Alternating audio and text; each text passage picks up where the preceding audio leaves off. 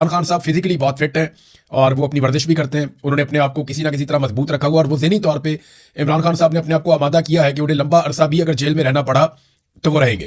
انہوں نے اپنے آپ کو جیل میں خاصا مضبوط رکھا ہوا ہے، لیکن ان کی آنکھ کا مسئلہ بہت سیریس ہے اور اس کی وجہ سے عمران خان صاحب پریشان بھی ہیں. اب جو عمران خان صاحب اور ان کی اہلیہ چاہتے ہیں وہ یہ نہیں چاہتے کہ ان کو جیل سے باہر نکال دیا جائے. انہوں نے ایسا کوئی مطالبہ یا کوئی ایسی بات بھی نہیں کی. وہ سمپل ایک بات کرتے ہیں کہ جو انسانی حقوق ہیں یا جو قیدیوں کو حقوق ملتے ہیں جیل میں، وہ حقوق صرف ہمیں دے دیے جائیں اور کچھ نہیں چاہیے. اب وہ اس بات کو جانتے ہیں کہ وہ اتنی جلدی چھوٹ کر باہر آنے والے نہیں ہیں، کیونکہ عمران خان صاحب کو اس کے لیے ایک ڈیل کرنی پڑے گی اور کسی بھی ذلت امیز ڈیل کے لیے وہ تیار نہیں ہے. ہاں وہ کچھ فیس سیونگ دے سکتے ہیں اور پاکستان کی خاطر آگے بڑھ سکتے ہیں، لیکن دوسری جانب جو ہے وہ عاصم منیر ہے. اور عاصم منیر کے اندر جو خوف ہے وہ آپ کو دکھائی دیا اس وقت جب عاصم منیر صاحب نے استثنا لے لیا کہ تا حیات میرے پاس استثنا ہے اور میرے اوپر کبھی بھی کوئی قانونی کارروائی نہیں ہو پائے گی.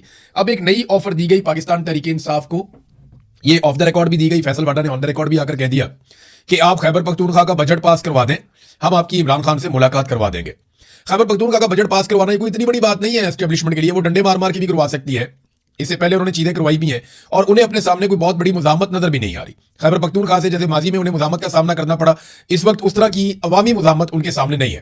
عوامی لیول کے اوپر ان کے سامنے چیزیں اس طرح نہیں ہیں جس طرح ماضی میں ہوا کرتی تھیں. یا جو چانس تھا سہیل افریدی کے پاس، وہ انفارچونیٹلی سہیل افریدی صاحب کی طرف سے میں کہہ رہا ہوں کہ انفارچونیٹلی جو موقع ان کے پاس تھا انہوں نے اس سے فائدہ ابھی تک تو نہیں اٹھایا. اور اب وہ اٹھا پائیں گے یا نہیں اس کے بارے میں کچھ کہا نہیں جا سکتا، کیونکہ لوگوں میں کافی مایوسی پھیلی ہے.